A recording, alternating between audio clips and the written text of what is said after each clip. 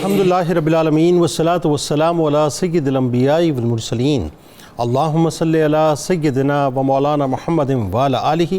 واصحابہ وبارک وسلم وصلی علیہ۔ دنیا کے تمام دیکھنے والوں کو، تمام چاہنے والوں کو، تمام پیار کرنے والوں کو، اور جہاں جہاں تک اس وقت میری آواز کو سنا اور مجھے دیکھا جا رہا ہے، جنید اقبال کی جانب سے انتہائی محبت کے ساتھ السلام علیکم۔ ایک بار پھر ناظرین، آپ کو پر نور صبح نور کے ساتھ میں دل کی عطا گہرائیوں سے خوش آمدید کہتا ہوں، اور آئیے بلا توقف چلیں گے حضرت ابو انیس محمد برکت علی علیہ رحمہ کی تالیف اسماء النبی الکریم صلی اللہ علیہ وآلہ وسلم سے رسول اللہ صلی اللہ علیہ وآلہ وسلم کا ایک اسم مبارک پڑھنے اور سننے کی سعادت حاصل کرتے ہیں۔ سیدنا الناصر صلی اللہ علیہ وآلہ وسلم، ہمارے سردار مدد فرمانے والے، درود و سلام بھیجے اللہ آپ صلی اللہ علیہ وآلہ وسلم پر، آپ صلی اللہ علیہ وآلہ وسلم کے آل پاک پر، اور صحابہ کرام رضوان اللہ تعالیٰ علیہم اجمعین پر۔ حضرت سیدنا مصعب بن سعد رضی اللہ تعالیٰ عنہ سے روایت، مرتبہ حضرت سعد بن ابی وقاص رضی اللہ تعالیٰ عنہ کے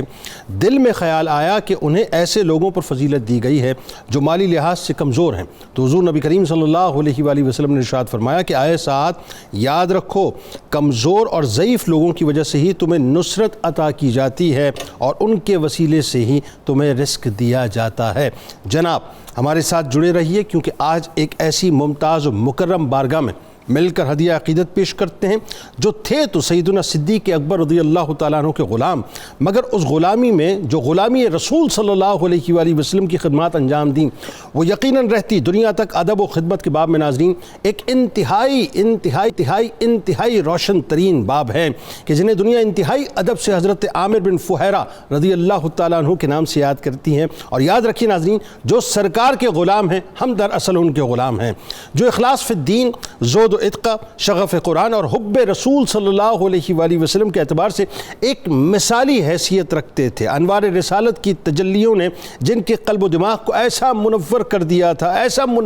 تھا صاحب کہ خاصان خدا میں آپ شامل بھی ہو گئے، اور رسول کریم صلی اللہ علیہ وآلہ وسلم پر اپنا سب کچھ نچھاور بھی کر دیا، جنہوں نے سفر ہجرت میں ناظرین حضور نبی کریم صلی اللہ علیہ وآلہ وسلم اور سیدنا صدیق اکبر رضی اللہ تعالیٰ عنہ کی عظیم الشان خدمت گزاری کا عظیم موقع پایا، اور خدمت کر کے جنت کے مالکان کی فہرست میں اپنا نام باقاعدہ درج کروا دیا، اور سفر ہجرت کی ناظرین پر نور رفاقت کی سعادت بھی آپ نے حاصل کی، جو اسلام کے ابتدائی پیروکاروں میں شامل ہیں، اور جو اس وقت ایمان کے نور سے منور ہوئے جب سرور دو جہاں صلی اللہ علیہ وآلہ وسلم ابھی دار ارقم میں داخل نہ ہوئے تھے، جب کفار مکہ کا ناظرین آپ جانتے ہیں کہ ظلم و ستم اپنی انتہاؤں پر تھا، یعنی جہاں دوسرے نو مسلم غلاموں پر کفار کی جانب سے بے انتہا ظلم و تشدد کیا جاتا تھا، وہاں حضرت عامر بن فہیرہ رضی اللہ تعالیٰ عنہ بھی اس ظلم و ستم کا شکار ہوئے، مگر اس غلامانہ بے بسی اور سخت سے سخت مصائب میں مبتلا ہونے کے باوجود بھی آپ استقامت کا دامن نہ چھوڑتے تھے، یعنی استقامت کے پہاڑ بن کر کھڑے رہے۔ پھر آپ رضی اللہ تعالیٰ عنہ ناظرین وہ 7ویں غلام تھے جنہیں سیدنا صدیق اکبر رضی اللہ تعالیٰ عنہ نے خود خرید کر اللہ کی رضا جوئی کے لیے آزاد کیا۔ ناظرین کرام، حضرت عامر بن فہیرہ رضی اللہ تعالیٰ عنہ کو میں کن الفاظ میں خراج تحسین پیش کروں اور کس انداز سے ان کی شان بیان کروں کہ وہ الفاظ جو عقیدتوں کے کسی گلشن سے سمیٹوں اور حضرت عامر بن فہیرہ رضی اللہ تعالیٰ عنہ کی بارگاہ میں پیش کروں کہ سرور دو جہاں صلی اللہ علیہ وآلہ وسلم کی ہجرت کا موقع اسلام کی تاریخ کا انتہائی کٹھن ترین مرحلہ تھا، جب کفار مکہ سرور دو جہاں صلی اللہ علیہ وآلہ وسلم اور جناب صدیق اکبر رضی اللہ تعالیٰ عنہ کی مبارک جان کے در پے تھے۔ ایسے نازک ترین مرحلے پر جب تاجدار کائنات غار ثور پہ اپنے صدیق کے ساتھ تشریف فرما تھے اور دشمن چاروں طرف سے آپ کی کھوج میں تھا، ایسے نازک ترین حالات میں جب کسی پر بھروسہ کرنا مشکل ہو ناظرین، حضرت عامر بن فہیرہ رضی اللہ تعالیٰ عنہ پر سرور دو جہاں صلی اللہ علیہ وآلہ وسلم نے جس لیول کا بھروسہ کیا اور انہوں نے بھی اعتماد کی، اس کسوٹی پر اپنے آپ کو پورا اتار دیا کہ جس کا تصور کرنا بھی محال ہے۔ پھر اپنی جان کی پرواہ کیے بغیر اس مشکل ترین وقت میں اپنی جان جوکھوں میں ڈال کر نبوی انٹیلیجنس کا اور سرور دو جہاں صلی اللہ علیہ وآلہ وسلم اور یار غار کی خدمت گزاری کا جو کردار ادا کیا ناظرین، وہ اعتماد کے اور جانثاری و فداکاری کے باب میں انتہائی انوکھی اور انتہائی چمکتی دمکتی مثال ہے، اور جو صرف اور صرف حضرت عامر بن فہیرہ رضی اللہ تعالیٰ عنہ کا ہی خاصہ ہے۔ پھر یہ سعادت بھی ناظرین حضرت عامر بن فہیرہ رضی اللہ تعالیٰ عنہ کے مقدر کو نصیب ہوئی کہ ہجرت مدینہ پاک کے موقع پر آپ رضی اللہ تعالیٰ عنہ کو مخدوم کائنات اور جناب صدیق اکبر رضی اللہ تعالیٰ عنہ کی بھرپور خدمت گزاری کا موقع ملا۔ حضرت عامر بن فہیرہ رضی اللہ تعالیٰ عنہ اصحاب صفہ اور کاتبان وحی میں شامل تھے، مرتبے میں بہت بلند تھے، سرور دو جہاں آپ رضی اللہ تعالیٰ عنہ کا بے انتہا خیال رکھتے تھے، لہذا جب بیمار ہوئے تو سرور دو جہاں کی خاص دعا کے صدقے اللہ تعالیٰ نے آپ کو شفا یابی عطا کی۔ حضرت عامر بن فہیرہ رضی اللہ تعالیٰ عنہ جذبہ شوق شہادت سے بھی سرشار تھے، فدا کا بھی وہمی یا رسول اللہ صلی اللہ علیہ وآلہ وسلم کی عملی تفسیر تھے، سرائے میں، جنگوں میں، غزوات میں شرکت کی۔ بس یوں کہہ لیجئے کہ آخری موقع وہ تھا صاحب کہ جب آپ بیر معونہ کے موقع پہ شہادت اختیار کرتے ہیں تو آپ کو پروٹوکول وہ ملا کہ آپ کے جسم اطہر کو فرشتے اپنے پروٹوکول میں آسمان پر لے کر گئے، اور آپ نے جملہ ادا کیا کہ خدا کی قسم میں کامیاب ہو گیا۔ آغاز کرتے ہیں آپ سے پروفیسر صاحب، اور صاحب جو بھی سرکار کا غلام ہے، ہم تو دراصل ان کے غلام ہیں، اور یہ غلامی بھی کیسی غلامی صاحب، آئیے اس پہ گفتگو کا آغاز کریں اور ان کی شخصیت کی رفتوں کو بیان کر کے اپنے الفاظ کو رفت دیں۔ حضرت عامر بن فہیرہ رضی اللہ تعالیٰ عنہ، سب سے پہلے تو ان کے انٹروڈکشن سے آغاز کیجئے، پھر سب سے جو اہم ترین بات ہے وہ قبول اسلام کا وہ ماحول، وہ مرحلہ، ذرا اس کے بارے میں بتائیے، اور پھر صاحب وہی بات ہے کہ کہاں دنیا کی غلامی اور کہاں غلامی رسول، وہ جو غلامی سے آزادی اور پھر اصل غلامی میں گئے، بتائیے وہ کیا ہوا۔ بسم اللہ الرحمن الرحیم اللہم صلی وسلم علی حبیبک المکرم وعلی آلہ المحترم۔ سیدنا حضرت عامر بن فہیرہ رضی اللہ تعالیٰ عنہ کا جس حسین انداز میں آپ نے تعارف ناظرین کو دے دیا ہے، اسی بات کو آگے بڑھاتے ہوئے سب سے پہلی بات جو انسان کے ذہن میں آتی ہے وہ یہ ہے کہ اسلام اللہ جل مجدہ کی انسانیت کے لیے کتنی بڑی نعمت ہے کہ وہ کس طرح گرے ہوئوں کو بلندیوں پر لے جاتا ہے۔ اللہ اکبر۔ کاش کہ ہم ان پاک ہستیوں کی زندگیوں کا مطالعہ کرتے ہوئے اس عظمت کو اپنے دلوں میں جگہ دے سکیں کہ ہماری آخری پناہ گاہ، اول پناہ گاہ، ہر طرح سے پناہ گاہ اسلام۔ واہ۔ سیدنا حضرت عامر بن فہیرہ بعض نے ان کے والد کا نام بتایا، بعض نے ان کی والدہ کا نام بتایا۔ اچھا، یہ چونکہ حبشی تھے اور انسانوں کی جو منڈیاں لگتی تھیں جن کو قرآن کریم نے ان الفاظ میں بیان کیا کہ وَإِن كَانُوا مِن قَبْلُ لَفِي ضَلَالٍ مُبِينٍ، اسلام کے آنے سے پہلے اہل عرب کیا پوری دنیا والے کھلی گمراہی میں تھے۔ صحیح۔ اس کھلی گمراہی کا جب کہ انسانیت گھٹا ٹوپ اندھیروں میں غرق ہو کر اخلاق سے آری تھی، انسانیت سے آری تھی، ان کی معاشرت حیوانوں جیسی، ان کی معیشت لوٹ مار کی، ان کی سیاست درندوں جیسی، یعنی میں کیا عرض کروں کہ آج اس ماحول کو بیان کرتے ہوئے اور اپنی حالت کو دیکھتے ہوئے وجود کانپتا ہے کہ میں ان کو کن الفاظ میں لوگوں کے سامنے رکھوں۔ یہ وہ دور تھا کہ جس میں انسانیت بک رہی تھی، تو سیدنا حضرت عامر بن فہیرہ رضی اللہ تعالیٰ عنہ بھی خرید کر لے گئے، اور طاقتور مظلوم کے ساتھ، کمزور کے ساتھ جو سلوک کرتے تھے وہ ان کے ساتھ بھی روا رکھا گیا۔ ٹھیک۔ انہیں سیدہ ام المومنین عائشہ صدیقہ رضی اللہ عنہا کے اخیافی بھائی حضرت طفیل بن عبداللہ نے خریدا تھا۔ اچھا، اس طرح ان کی خوش نصیبی جس پر قربان جائیں وہ یہ ہے کہ صدیق اکبر رضی اللہ عنہ کا گھرانہ ان کو نصیب ہو جاتا، قبیلہ بنو ازد میں پرورش پاتے ہیں، اور صدیق اکبر رضی اللہ عنہ کے دامن سے وابستہ ہونے کے بعد تیمی بھی کہلاتے ہیں۔ یعنی جناب صدیق اکبر کی چھیاں جو ہے، رحمت کی چھیاں پہلے سے ان کو میسر آ گئی۔ صداقت کی چھاپ ان پر کس انداز سے تھی آپ نے اشارہ بھی کیا۔ تو سیدنا حضرت عامر بن فہیرہ رضی اللہ عنہ غلامی کی زندگی بسر کر رہے ہیں، ٹھیک ہے، لیکن جب ان تاریکیوں میں، ان ظلمتوں میں مکہ مکرمہ کا نصیب جاگا اور ماہ تاباں دنیا میں تشریف لائے، سراجم منیرہ کی جھلکوں سے دنیا کائنات جو ہے جگمگ کرنے لگی۔ وہاں شکل صورت سے حبشی تھے، لیکن اللہ نے ان کے دل کو جو جلا بخشی، جو روشنی دی، جو نور عطا کیا، وہ انہیں کن بلندیوں پر لے گیا کہ آپ السابقون الاولین کی لڑی میں آ گئے۔ کیا کہنے آپ کو قدیم الاسلام ہونے کا شرف مل گیا۔ سبحان اللہ۔ اب اسلام کا دامن تھامتے ہی، اب اسلام تو یہ ہے کہ محمد کی غلامی ہے سند آزاد ہونے کی،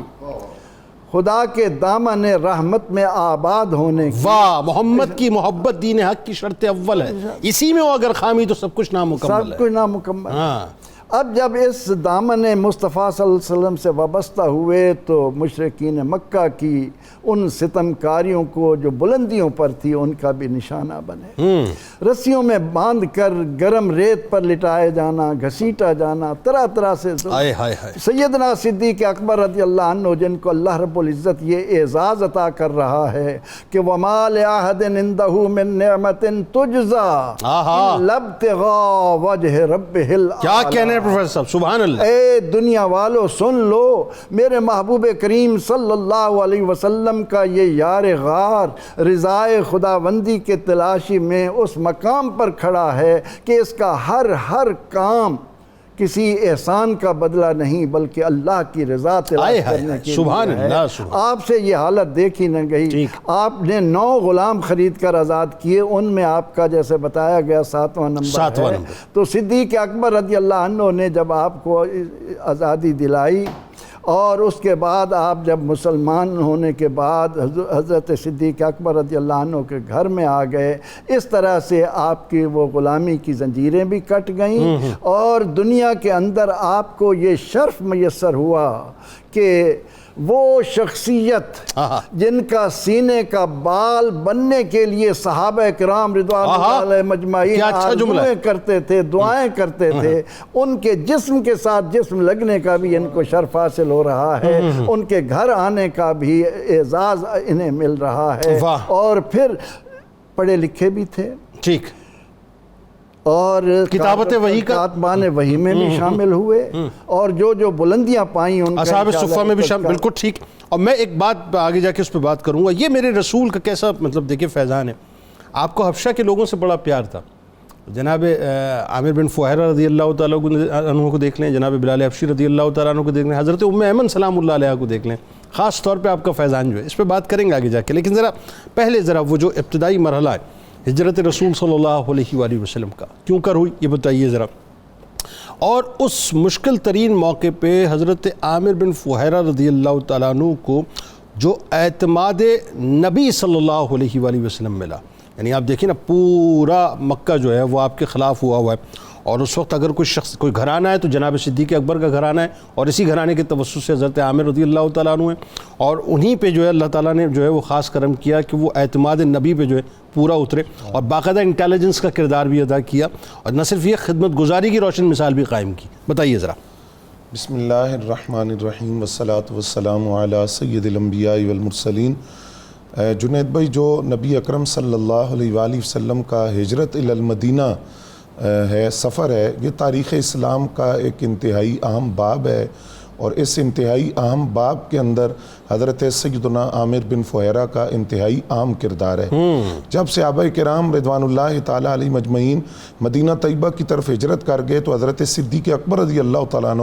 اکثر نبی علیہ السلام سے اجازت طلب کرتے تھے کہ آپ مجھے اجازت دیں، میں ہجرت کرتا ہوں۔ نبی علیہ السلام کا یہ جملہ آپ نے فرمایا، ابو بکر جلدی نہ کرو، شاید اللہ تمہارے لیے کوئی اچھا رفیق سفر بنا۔ اچھی بات، اچھا جانتے سب تھے، جانتے تھے۔ حضرت صدیق اکبر رضی اللہ تعالیٰ عنہ فرماتے ہیں، اس کے بعد مجھے یقین ہو گیا کہ مجھے سفر ہجرت میں نبی علیہ السلام کی معیت، رفاقت اور صحبت نصیب ہوگی۔ 2 اونٹنیاں فوراً خرید لی، ان کو تیار رکھا، اور ان کو باہر چرنے کے لیے نہیں بیچتے تھے کہ کسی بھی وقت ہجرت کا حکم آ سکتا ہے، گھر کے اندر ان کو چارہ ڈالا جاتا۔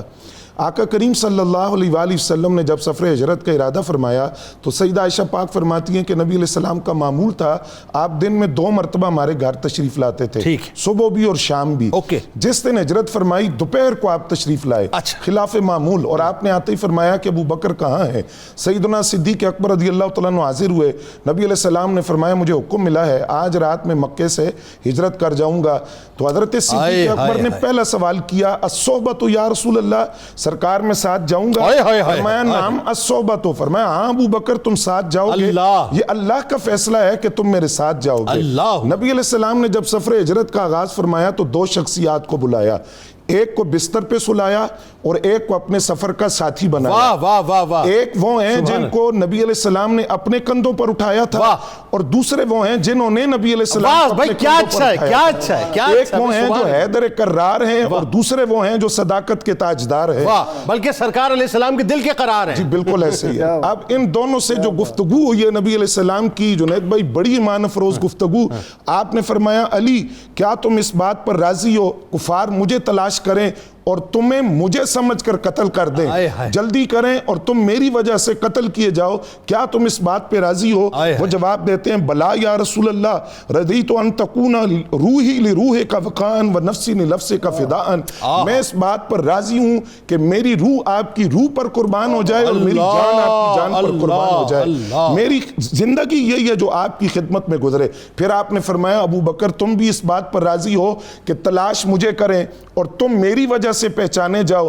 اور جو اذیت مجھے ملے وہ اذیت تمہیں بھی ملے۔ عرض کیا یا رسول اللہ صلی اللہ علیہ وسلم اتنا عرصہ جتنا عرصہ زندگی کی عمر ہے، دنیا کی عمر ہے، مجھے ستایا جائے اور اس ستانے کی وجہ آپ کی معیت ہو، مجھے یہ محبوب ہے کہ وہ درد اور تکلیف مجھے ملتی رہے اگر وہ آپ کے نام پر ہو۔ پھر فرمایا دیکھیں ہونا ایسا نہ تھا لیکن لیڈرشپ کی کوالٹی دیکھیں اور فالوورز کی کوالٹیز دیکھیں کیا ہے۔ واہ۔ پھر فرمایا ما اہلی و ولدی الا فدا کا، حضور میں کیا میرا گھرانہ اور میرے بچے آپ پر قربان ہیں۔ آقا کریم صلی اللہ علیہ وسلم کے سفر ہجرت کا آغاز ہوا، رات کے وقت آپ سیدنا صدیق اکبر رضی اللہ تعالیٰ عنہ کے گھر تشریف لائے۔ حضرت سیدنا صدیق اکبر نے پہلا جو پڑاؤ تھا غار ثور، اس کے اندر خدمت کے لیے 3 رکنی کمیٹی تشکیل دی جس میں آپ کی صاحبزادی حضرت اسماء بنت ابی بکر رضی اللہ تعالیٰ عنہ، ان کی ڈیوٹی تھی وہ کھانا لائیں گی، حضرت عامر بن فہیرہ وہ بکریاں چرائیں گے، رات کے وقت غار کے منہ پر لا کر تازہ دودھ نبی علیہ السلام کو پیش کریں، حضرت عبداللہ بن ابی بکر وہ مکہ کے حالات معلوم کر کے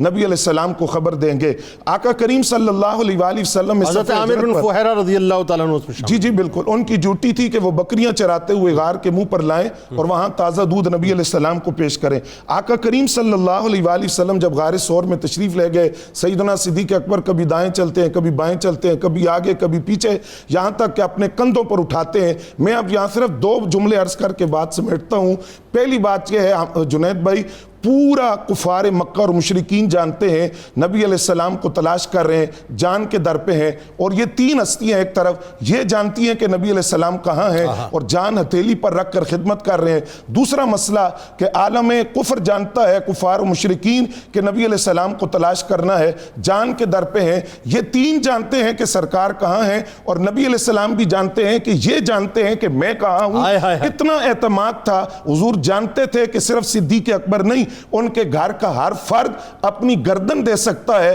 میرے راز کو نہیں کھول سکتا۔ وہ حضرت اسماء بنت ابی بکر کے چہرے پر تمانچہ ہو، وہ پھر بھی نہ بولی، یا حضرت عامر بن فہیرہ کو مال کا لالچ دیا جائے، انہوں نے بتایا جان جا سکتی ہے، نبی علیہ السلام سے بے وفائی اور غداری نہیں ہو سکتی۔ مفتی صاحب اسی سلسلے کو ذرا آگے بڑھا دیجئے اور اسی تسلسل کو قائم رکھتے ہوئے، کیونکہ مجھے اندازہ ہے اس وقت ویور آپ کے ساتھ جو بالکل اٹیچڈ ہے، اور وہ جو ظاہر ہے اب ہجرت مدینہ پاک کا جو ایمان افروز منظرنامہ ہے اس کو ذرا وہاں سے تسلسل جوڑ دیں کہ وہ جو پورے سفر میں خدمت گزاری ہے حضرت عامر بن فہیرہ رضی اللہ تعالیٰ عنہ کی، پھر حضرت سراقہ بن مالک رضی اللہ تعالیٰ عنہ اس وقت تک ایمان نہ لائے تھے، لیکن انہوں نے جس انداز سے سرکار علیہ السلام کو چیز کیا اور پھر اس کے بعد فائنلی سرکار علیہ السلام نے ایک امان نامہ حضرت عامر رضی اللہ تعالیٰ عنہ کے دست مبارک سے لکھوا کر جو ان کو دیا، وہ کیا ہوا تو بتائیے۔ بسم اللہ والصلاۃ والسلام علی رسول اللہ۔ جنید بھائی، یہ حضور صلی اللہ تعالیٰ علیہ وسلم کا فیضان ہے، جو آپ سے وفاداری کرتا ہے، آپ یہاں بھی فیضان دیتے ہیں، آگے بھی فیضان دیں گے، ایسا ہی ہے، اس میں کوئی دوسری۔ حضرت عامر بن فہیرہ رضی اللہ تعالیٰ عنہ نے جو وفاداری غار ثور میں دکھائی، جس کو قبلہ نے بھی بیان کیا، اس کے نتیجے میں آپ نے ان کو اپنے سفر میں شامل فرمایا واہ، اور اپنا ردیف بنایا۔ کبھی سیدنا صدیق اکبر رضی اللہ تعالیٰ عنہ کی اونٹنی پہ بیٹھ جاتے، کبھی رسول اللہ صلی اللہ علیہ وسلم کی اونٹنی پہ بیٹھ جاتے، اللہ، دونوں کا فیضان ملا اور سارے رستے آپ نے خدمت کی، اور یہ بتایا کہ نبی صلی اللہ تعالیٰ علیہ وسلم کے جان نثار صحابی کہیں بھی اپنی جان قربان کرنے سے دریغ نہیں کرتے تھے۔ ایسا ہی ادھر مشرکین مکہ نے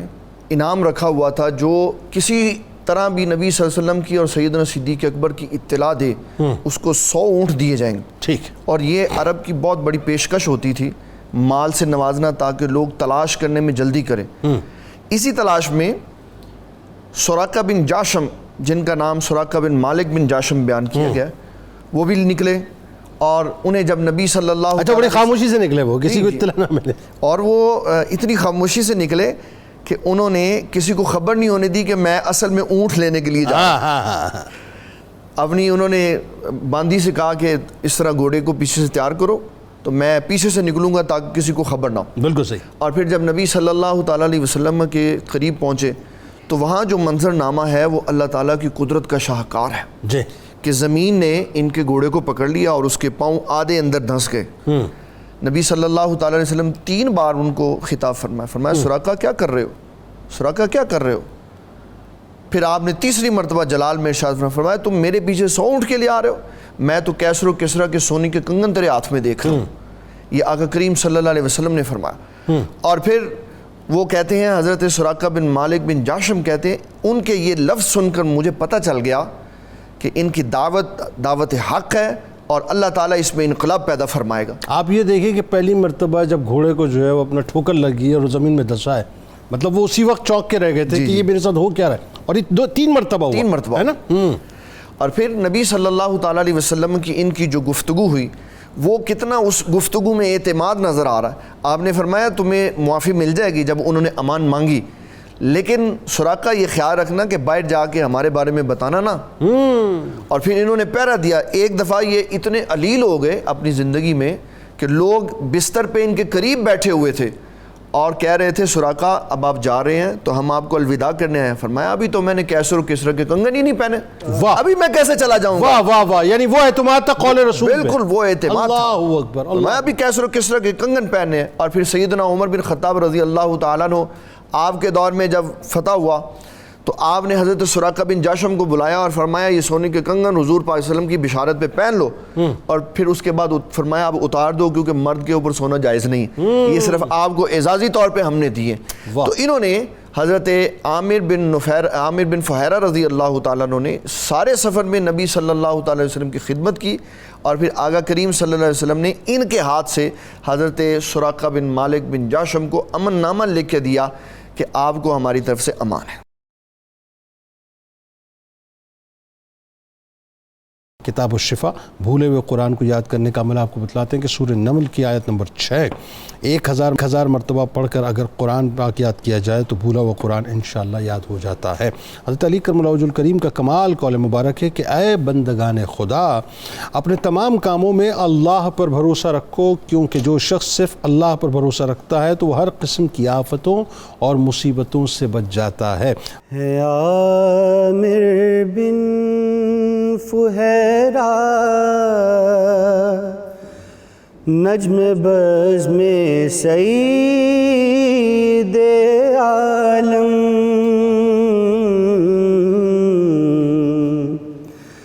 ہے عامر بن فہیرہ نجم بز میں سعید عالم،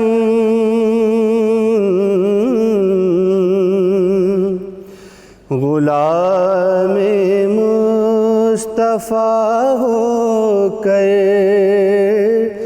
جہاں میں ہو گئے اکرم، غلام مصطفیٰ ہو کر جہاں میں ہو گئے اکرم، رسول دو سرا کی ان کو حاصل خاص قربت تھی، رسول دو سرا کی ان کو حاصل خاص قربت تھی، شغف قرآن کی ان کو تلاوت میں رہا ہر دم،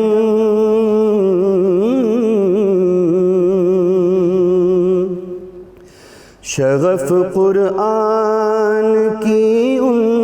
کو تلاوت میں رہا ہر دم، خدا کے دین کی خاطر سہے لاکھوں ستم جاں پر،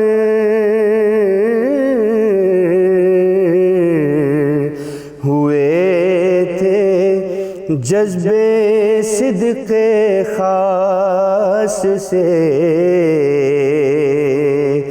وہ عشق میں محکم،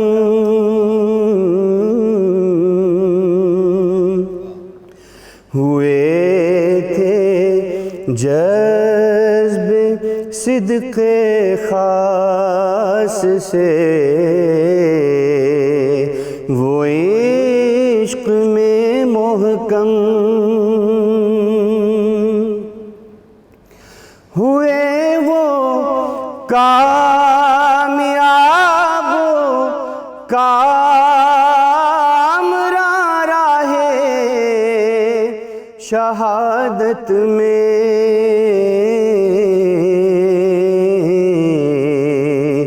لکھیے منقبت ان کی ہے ساجد نے بچشم نم،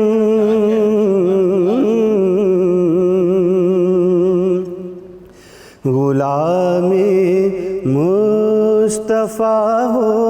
کر جہاں میں ہو گئے اکرم،